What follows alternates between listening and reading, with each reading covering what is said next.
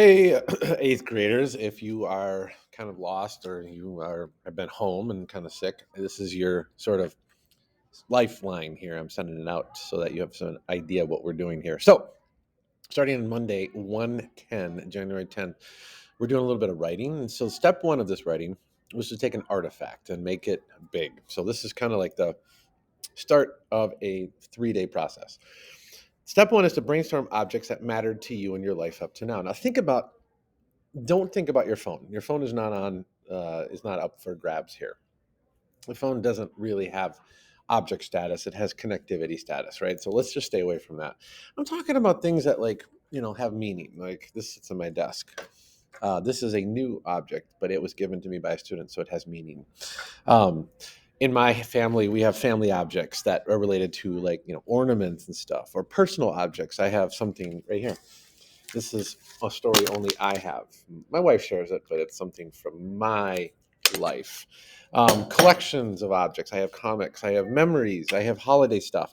Here's the deal. This is a little list of all the things in my life. This is my daughter's Pooh Bear. This is my charm slate. This is a box that is about 70 years old, 50 to 70 years old, somewhere in there, where it's been given to a family member every year. So if something goes in there, we open it, we see the box, yay, there it is, and then it goes back into storage and comes back. This is my comics, and this is an advent calendar that we use with my immediate family.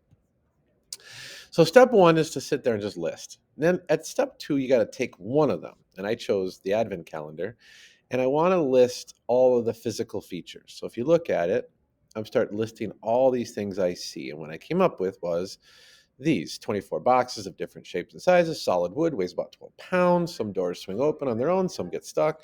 Reddish brown base color with Christmas scene painted, and it stands upright. So I picked 5 characteristics that all describe this thing. All right, step three is where we got to yesterday, and it's where you should be up to today. Now, on the Google Doc I want you to just start trying to make a connection. Try to make a symbolic connection. For instance, those boxes of different shapes and sizes, they could, right there, represent how every day is different for me. And some days are full of drama and action, and some are really simple and smooth. Either way, every day is like opening a new door to a new set of things.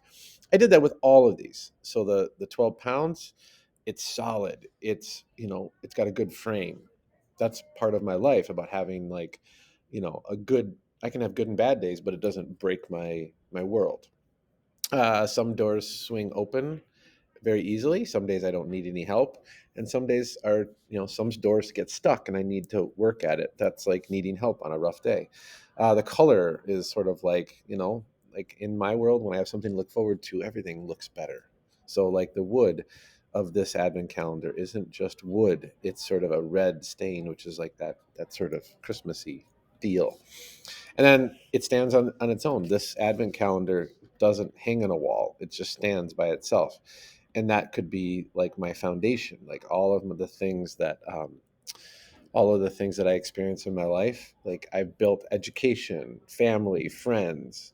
I have a network that has my base solid, so I can stand on my own. Those are all things I cooked up. It took me a while, and it should take you a while. I did that with all of these, right? So there's my daughter's Pooh Bear. Each one of those things I described about it, I could make it represent some part of my life or some sort of larger meaning. Same thing with the slate. Um, so you could take a look at these if you want. They're there. You can pause. But in the end, where we are for today is we are moving towards this. That we're taking step 3, which went into a Schoology document. So right here, this uh, is an assignment, but what it has here is it has a document that I want you to open up, and the reason why is because then I get to see it. You share it with me. That document has also the directions. So now that I've got the start, right? I've done this work. I guess you could call it step 4, would be I'm giving you the frame for the story. So it's a lot like from last week. This particular, if you go back here to Schoology, and last week I gave you a short passage from Sandra Cisneros. There it is. Come on, Schoology. work with me here. It was called Gill's Furniture Bought and Sold. So I want you to, if you, we read that, right? And if you haven't read it, read it. It's super short, but it's about a person going into a store. I'm going to have you do the same thing, right? I'm going to have you have a character go into a junk store, antique store, and set it around here so you know everything, and have them find the object and have them look at it and describe it. And you have some creative freedom here, but this is your outline. So use that outline. This is the creative freedom. You can be first, second, or third person. You can have it be it can have it be anything from the past. And then this is an example. So if you want to read an example, I won't read it to you, but there it is, right? It covers the same formula that I'm going to have you write, and all of us will write it differently. Okay? So just for those of you that are struggling, there you go. There's all of that information in a nutshell.